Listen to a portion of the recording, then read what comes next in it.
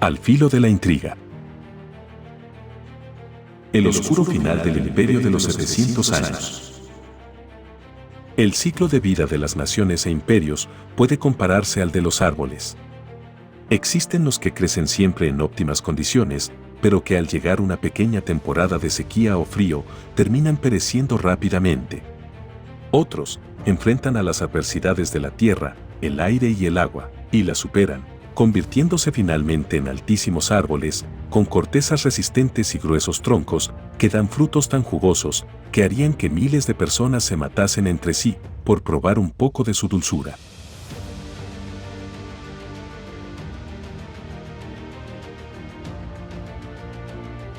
Antes de continuar, te recordamos suscribirte a nuestro canal y activar las notificaciones para mantenerte al tanto de nuestras publicaciones. Existieron imperios tan poderosos que duraron decenas e incluso cientos de años, permitiendo que generaciones se maravillen con sus culturas, logros y días de gloria. Y uno de los imperios que más perduró durante la historia moderna a través de casi 700 años y que tal como los más viejos árboles, sentó las raíces que hicieron de su tronco una civilización fuerte y rica, superando crisis internas y adversidades dinásticas, fue el sublime Imperio Otomano.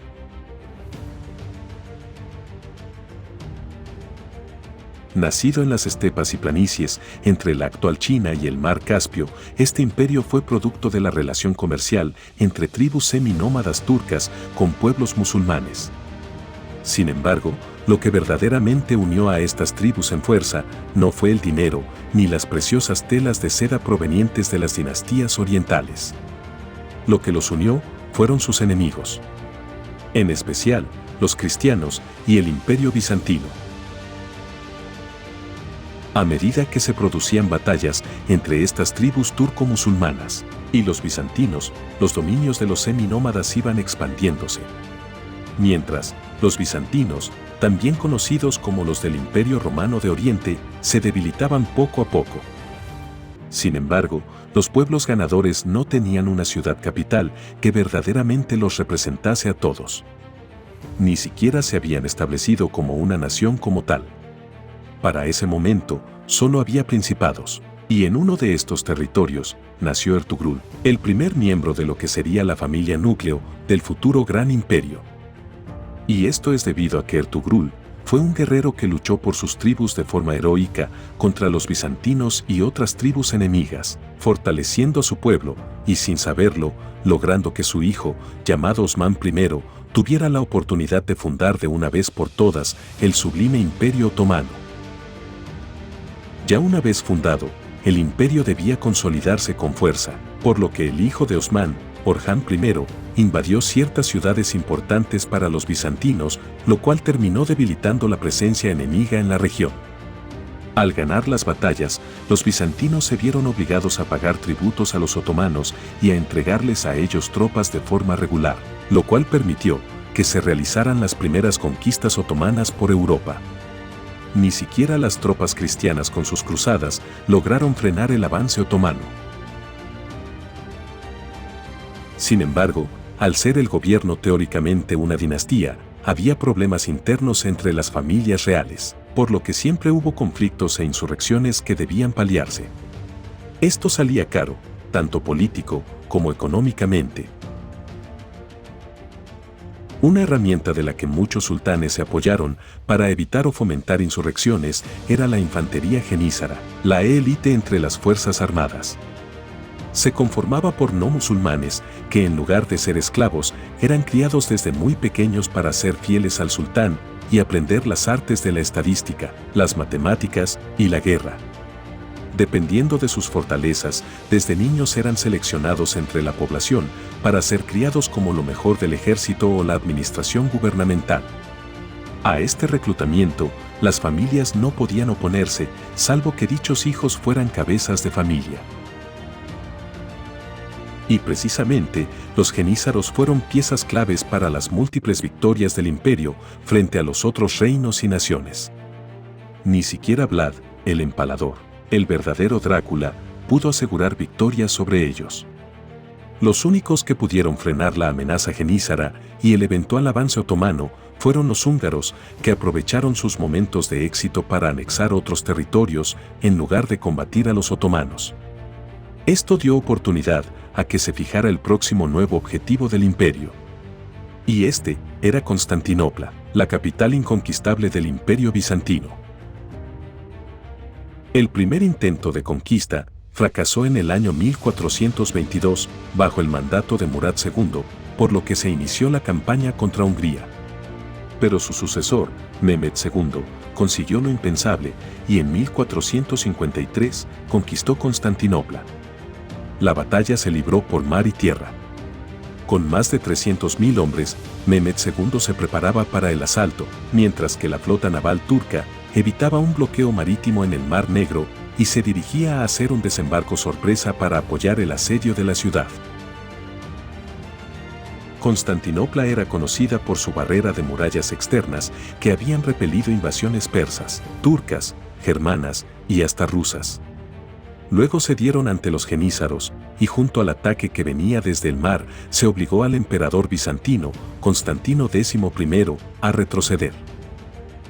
Finalmente, las tropas otomanas entraron por completo a la ciudad, la tomaron y saquearon el Palacio Real, en donde el emperador, junto a sus tropas más fieles, murió luchando por su trono.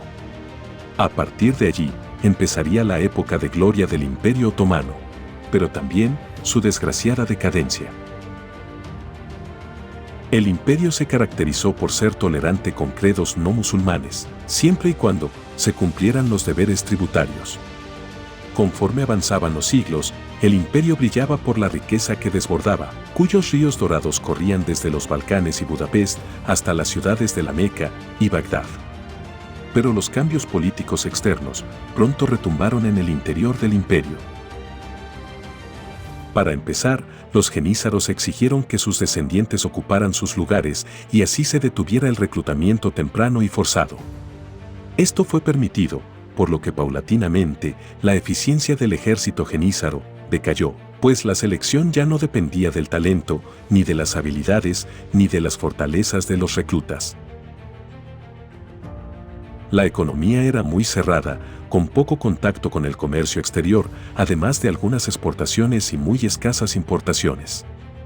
Y es que la política expansionista fue inicialmente una forma de búsqueda del poder, pero pronto se convirtió en una necesidad para financiar al imperio entero.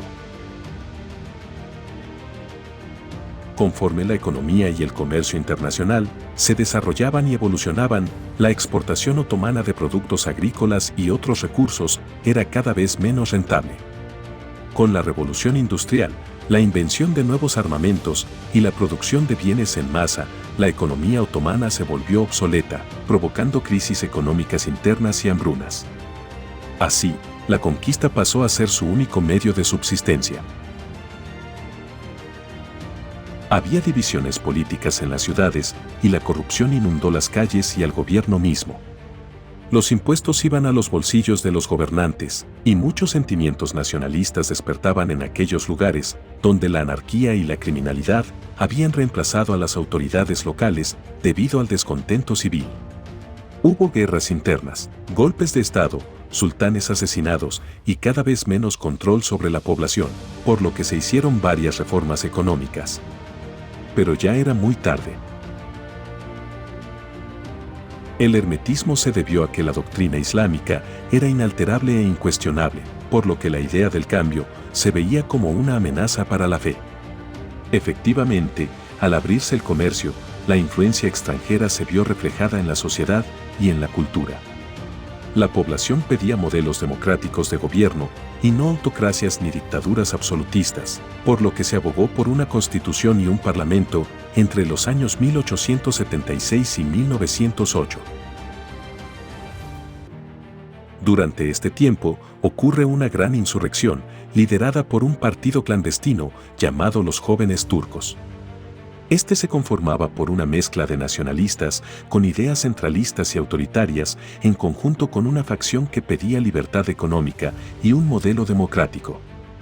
El objetivo de este partido era el de restaurar la Constitución, que antes había sido implementada en 1876, pero que 2 años después, el sultán del momento había decidido abolir, para concentrar sobre sus hombros el poder del imperio. El sultán, muy debilitado política y militarmente, finalmente cedió a la insurrección, y en 1908 se restauró la Constitución. El sultán, los centralistas y los liberales se repartieron el poder, pero sufrieron crisis por las pérdidas de los territorios de Bosnia y Bulgaria.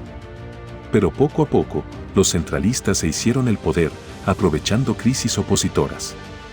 Se deshicieron de los liberales y de otras facciones contrarias, instaurándose así un régimen dictatorial. Mientras el imperio se sumía en más crisis políticas, económicas y militares, se planeaba una relación secreta entre el Imperio Otomano, Alemania y el Imperio Austrohúngaro. Dicho pacto sería posteriormente conocido como la Triple Alianza. También se encontraba Italia, pero luego abandonaría la agrupación. Al mismo tiempo, mientras se preparaba el inicio de la Primera Guerra Mundial, el Imperio Otomano se acercaba cada vez más a Alemania, mientras mantenía relaciones comerciales vitales con Gran Bretaña y sus aliados, provocando la desconfianza de estos últimos. 1914. Estalla la Primera Gran Guerra Mundial, y empieza el periodo más oscuro de la historia del imperio. Los otomanos combatieron junto a Alemania y el Imperio Austrohúngaro, principalmente en materia defensiva, pues la obsoleta infraestructura, el armamento poco moderno y la desorganización del ejército hicieron casi imposible una campaña ofensiva contra Gran Bretaña o contra Rusia. Y aunque era casi asegurado que los otomanos perderían la guerra, los verdaderos perdedores fueron los armenios. Alegando una supuesta insurrección del pueblo armenio a favor de los rusos, se inició el llamado genocidio armenio. Se aislaban los pueblos de esta etnia y se les obligaba a morir de hambre en interminables caminatas de deportación. Los profesores, políticos y ciudadanos comunes fueron fusilados, acuchillados o decapitados, y muchas mujeres eran esclavizadas. Se construyeron campos de concentración, y para ahorrar tiempo, a los hombres, mujeres y niños, se les quemaba vivos o eran llevados al mar para lanzarlos y ahogarlos.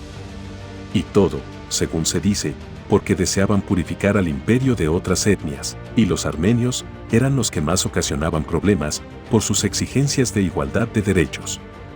Se cree que más de 1 millón de armenios fueron cruelmente asesinados. En 1922, con el fin de la guerra y con la victoria para los aliados del Reino Unido, se abole el sultanato y se funda la República de Turquía, marcando la muerte oficial del sublime Imperio Otomano. Por casi 700 años, este imperio brilló con su alguna vez casi imparable fuerza, gracias a su poder, su riqueza y su capacidad para sobrevivir al paso del tiempo. Pero al final, todo árbol que crece fuerte y sano, termina muriendo en podredumbre.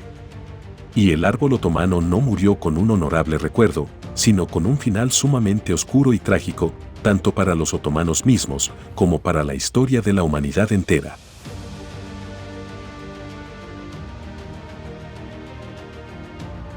Si te gustó este video, dale me gusta y compártelo con todos tus amigos.